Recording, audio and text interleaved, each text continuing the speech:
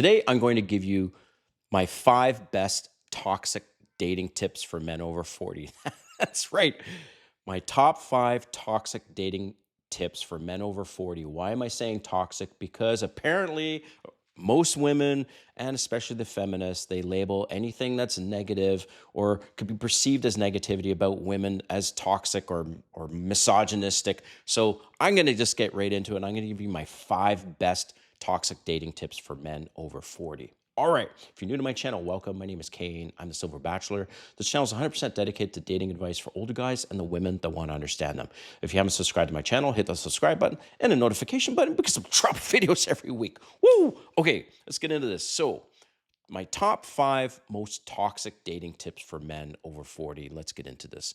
Number 1, don't give a fuck. That's right, don't give a fuck. Why? Because women are ruthless. Oh, yeah. They're more ruthless than men.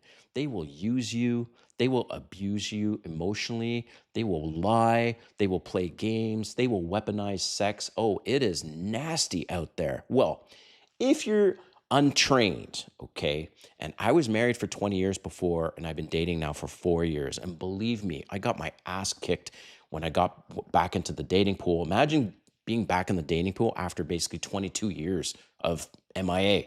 So I get back into the dating pool. It took me at least a year and a half to deal with all the things of dating in today. And yeah, women are ruthless little creatures if you're not aware of what to look for. Okay. So now my advice, and this could be considered toxic, is to not give a fuck. Remove your emotions from the equation and know that most women are going to be ruthless. They're going to use you, try to abuse you emotionally.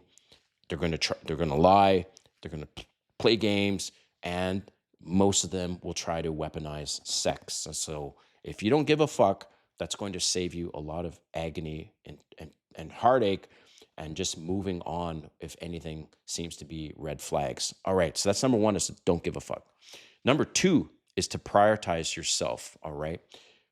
Alphas prioritize themselves, betas prioritize women. That's a fact. You've maybe also heard beta bucks, alpha fucks, okay?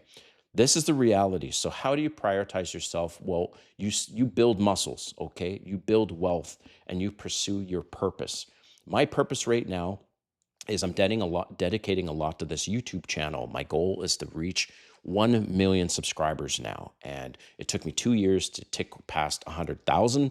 So I'm really proud of that. But now my purpose is I want to grow this channel and be more of my income come in from creating content. All right. So prioritize yourself as number 2 and not her. Number 3, build a roster. So you're single and you're dating, have a roster. And this isn't even coming from me. This has come from several women friends and just random women I've spoken to about, hey, just curious. I've asked them this question.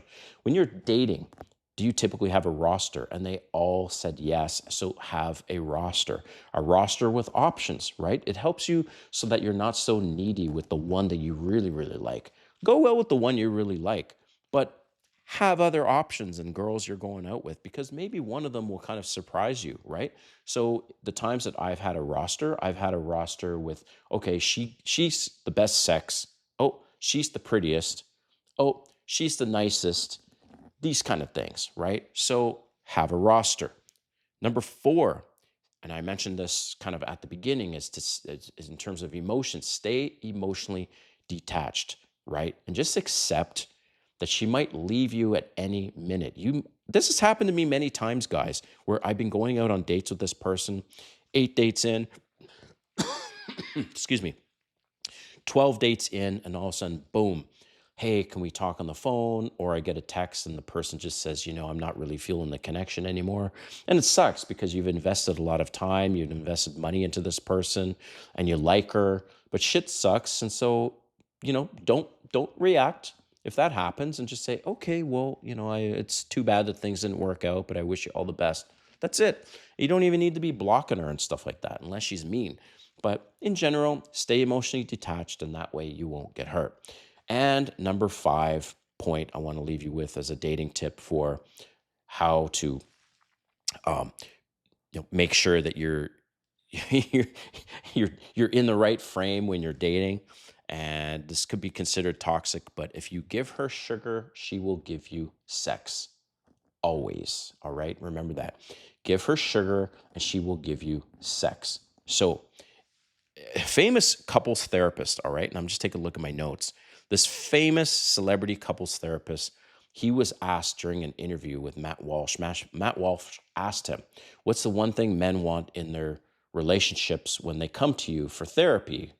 And the sex therapist said, the number one thing, or the famous couples therapist, what he said is the number one thing men are looking for is sex. So here's the thing.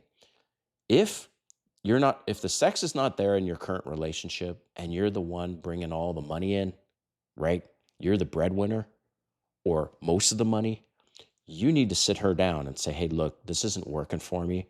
And if she starts to go off about, well, if only you did this and did this and did this, and then you say to her, well, then you're weaponizing sex with me.